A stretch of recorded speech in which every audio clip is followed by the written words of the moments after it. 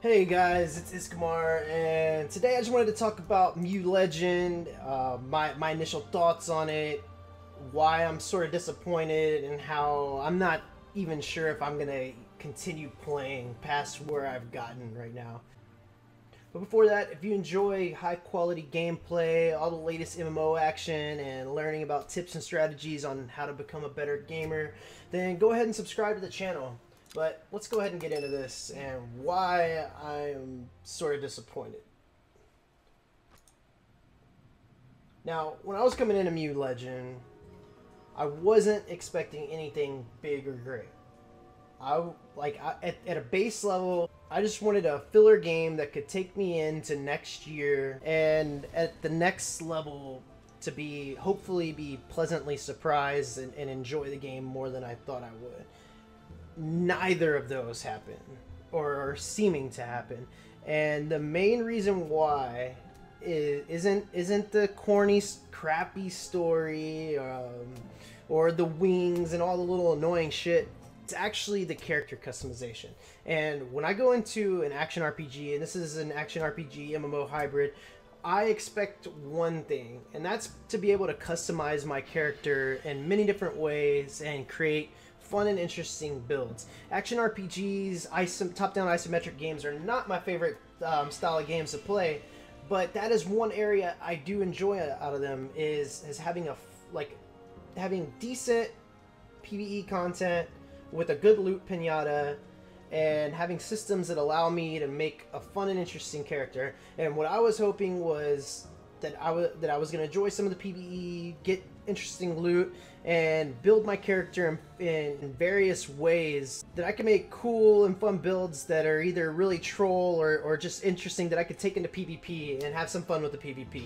But I don't think that's going to happen. And so if we look at the skill tree, you basically get around 17 skills, and then you get your expert skills.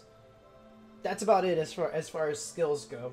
And then I was hoping, when I saw the skill trees, I was hoping that you would be able to socket gems to like customize your character, your abilities, like augment them, like get little different traits for each ability. But that is not the case. What you do is you socket stats. How fucking stale can you get? That's just, I'm sorry, if you enjoy just really fine-tuning your character with stats, which, don't get me wrong, I do like tailoring my character with stats, but if that's like the main way you customize your character, that's just not cutting it for me. That's not fun for me. I like to be able to take the abilities, change them up a bit, and really alter the playstyle of my character and come up with a unique and interesting build.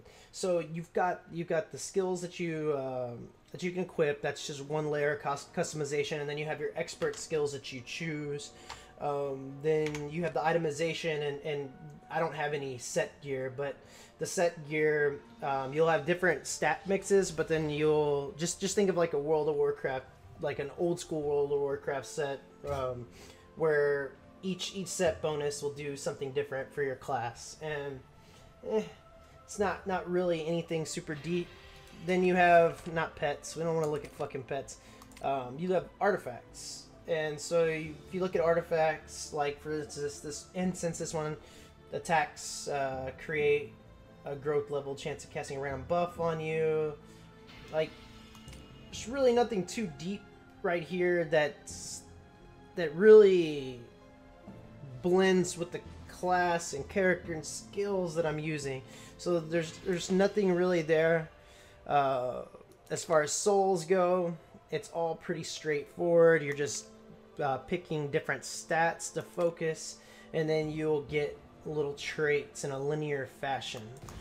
And that's why I'm disappointed with Mew. That's why I don't think I'm even going to continue. I might give it more of a chance. I might try to go a little further, but at the same time, I've seen like a lot of the gameplay from the last closed beta and up to level 65.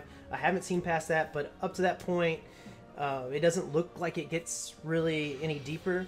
One thing that would have probably held it over for me that would have allowed me to keep going was if these expert skills, instead of unlocking expert skills, if you could say you could take one of these skills and this is gonna become my expert skill, and so now it gets another layer of depth, and then in your expert skill slots you can put you could socket things that'll actually change the skill, give it new layers.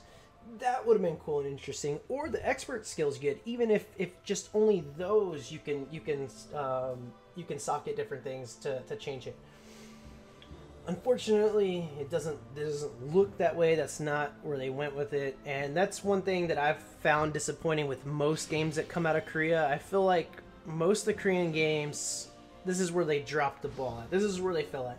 And I was, since this is an action RPG, and since this is like modeled after Diablo and other games like that, I was thinking that they would at least do a better job in that department, but for me they didn't. And if I really wanted to play an action RPG like this bad, then I will just go and play something that offers more depth, gives me a more, I guess, individually tailored experience to what my playstyle is and what I want to create. And there just doesn't seem to be a lot of room to create here.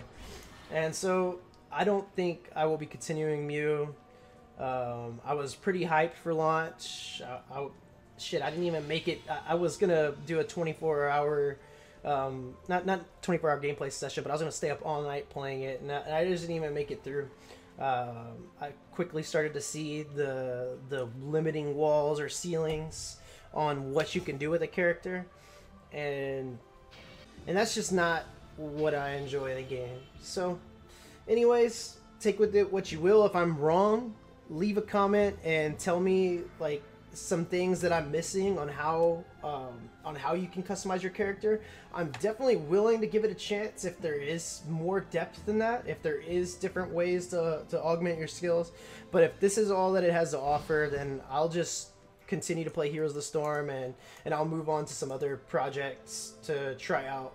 Like, for instance, I'll probably end up getting a Korean beta account for the rebuild server of Bless to try that out before the 2018 global launch or global release, so I can see whether I think that'll be a viable game for next year. But anyways, if you enjoyed this video, go ahead and subscribe. Keep hitting that refresh button because I'm going to keep pumping out content. We got some announcements to make. Well, we don't have announcements to make. We have some announcements that are going to be coming out from G-Star, the Korean gaming convention. NCSoft has something they're going to unveil. Bluehole's going to be unveiling their project there. So there might be some interesting stuff announced there. So just stay tuned and take care.